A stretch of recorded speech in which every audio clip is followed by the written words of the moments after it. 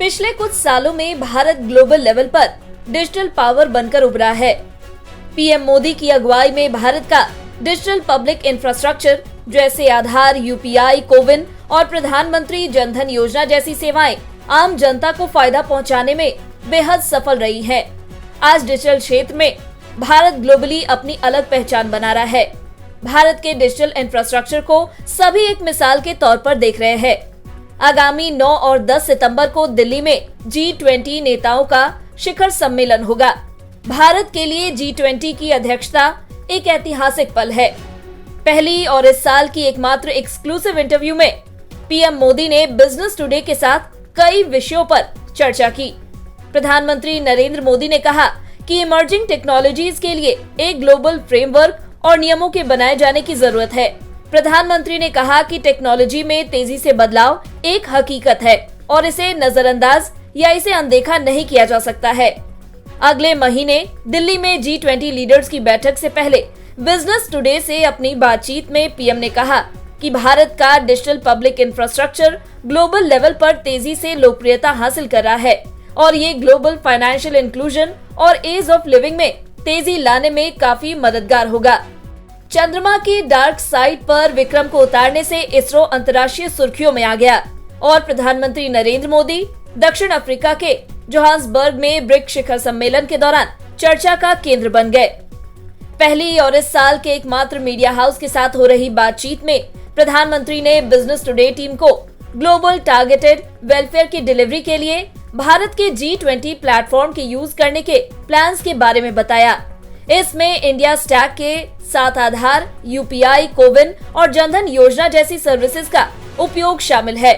PM Modi के अनुसार भारत ने दुनिया को दिखाया है कि प्रौद्योगिकी आखिरी मील तक पहुंच सुनिश्चित करने में एक महत्वपूर्ण साधन हो सकती है।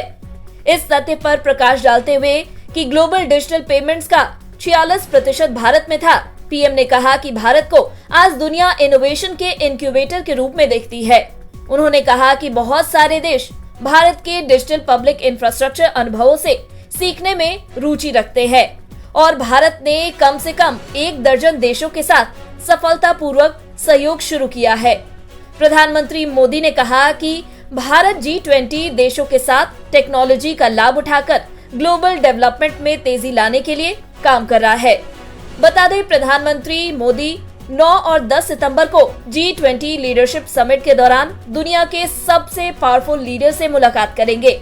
इसमें अमेरिकी राष्ट्रपति जो बाइडेन के साथ 4 महीने में दूसरी मुलाकात और चीनी राष्ट्रपति शी जिनपिंग के साथ 3 हफ्ते में दूसरी मुलाकात शामिल है। समिट के एजेंडे में राजनीति के अलावा AI यानी आर्टिफिशियल इंटेलिजेंस और क्रिप्टो करेंसी जैसी इमर्जिंग टेक्नोलॉजीज पर चर्चा भी शामिल होगी। प्रधानमंत्री के मुताबिक इमर्जिंग टेक्नोलॉजीज के अडॉप्शन, लोकतांत्रिकरण और यूनिफाइड अप्रोच पर ध्यान केंद्रित किया जाना चाहिए। साथ ही उन्होंने जोड़ा कि टेक्नोलॉजी से संबंधित रेगुलेशंस और फ्रेमवर्क एक देश या देशों के समूह से संबंधित नहीं होनी चाहिए।